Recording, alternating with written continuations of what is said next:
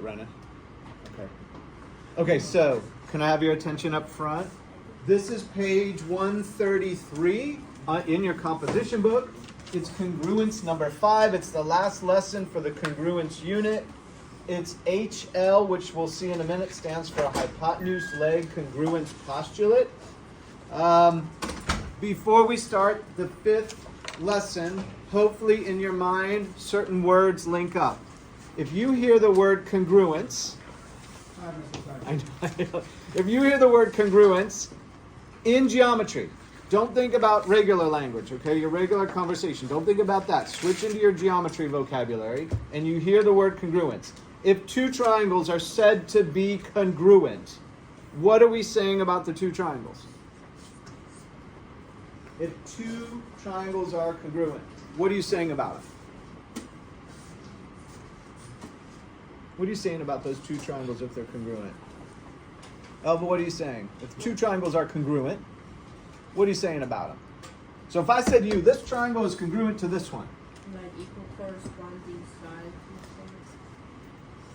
Yeah, keep going. Is there more? Yep. What if you had to summarize it down to one word about the two triangles? What would you say? They're similar. So don't use the word similar, because that's actually another word we're going to learn next, which means proportional in geometry. When you're describing those things that are the same, when you're saying corresponding sides and corresponding angles are the same, is that what you were describing? So a short way to say that may just be that this triangle is exactly the same as that one. Is that okay? Are you okay with that? So that's what congruence means. Now also when she was describing congruency, you're using the word corresponding. Corresponding is talking about locations. So if this is angle A right here, the rotation from here to here is angle A, you're asking which one of these lines up with A on this one, right? And it may take you a second because things are now the orientation's being changed, it's being rotated around, but you're looking at, oh, it looks like D is the corresponding angle with this. If I rotated this, D would be up here. If I rotated this 180 degrees, it would look like this, right? And this one would match up with this one. So corresponding locations. All right, so that's your next word.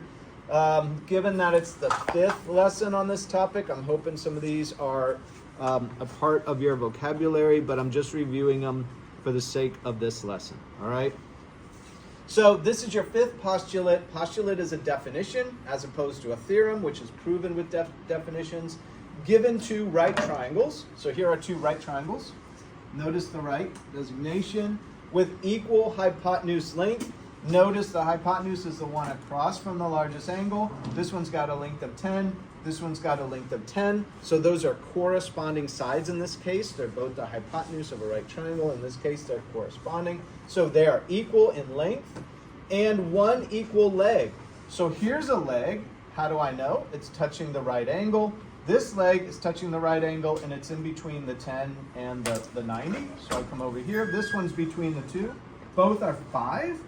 So these two are equal length legs. So given and one equal leg, what can be said about the two right triangles? In this case, they're going to be congruent, and you're going to use this postulate to prove congruency, to prove they're the same.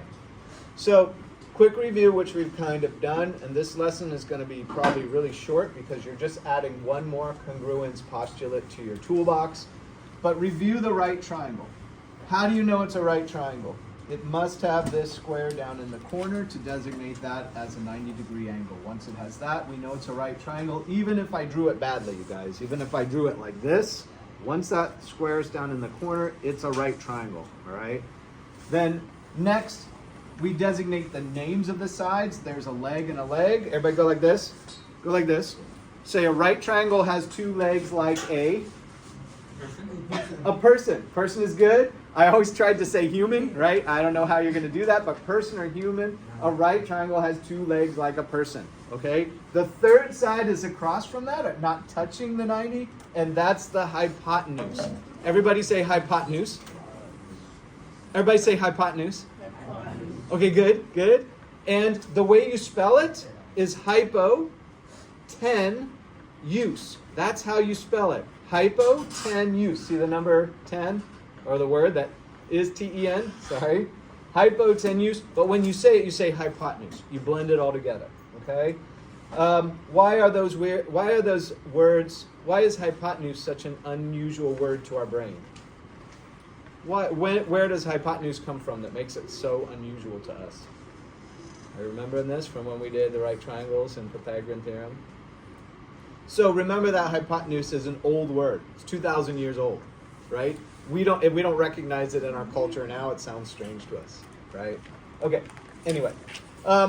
So given two right triangles, this one we've already talked about, are these shapes congruent? Why? We're going to say yes because of the HL congruence postulate. Here's how you can write. Not always do you have to write it this way, but you can write a right triangle ABC. So this is right triangle ABC. And a right triangle DEF. Notice the right triangles are used in the symbol. And notice the congruency symbol here. It's an equals with a squiggly on top. If you're doing the homework schoolgies, you'll see this symbol used a lot, and you'll see this notation. What do the three dots mean? Do you know this? If you have three dots in the shape of a triangle, this means therefore. Instead of writing the word, oh, I said this, therefore this is true, you can write three dots, and it means therefore. It's a symbol. Have you heard this? Okay. And I know it means other things too. There's other meanings to three dots, right? But in math or in science or writing, you can use the three dots. It means therefore. So you don't have to write the whole word out. One more example. You've got a hypotenuse, the same as a hypotenuse, a right triangle, and a leg. That corresponds to a leg being the same length, I think. A, B, C, and D, E, F. So these are in order. If it's out of order, you may have some trouble, but in this case, I don't think it would matter. So we are able to say they are congruent, given that it's the HL congruency postulate, and here's how we write the notation.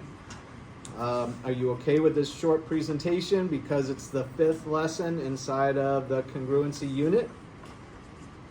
After this, we're going to switch to similarity. Similarity in geometry means proportional. So we'll get to that in the next unit.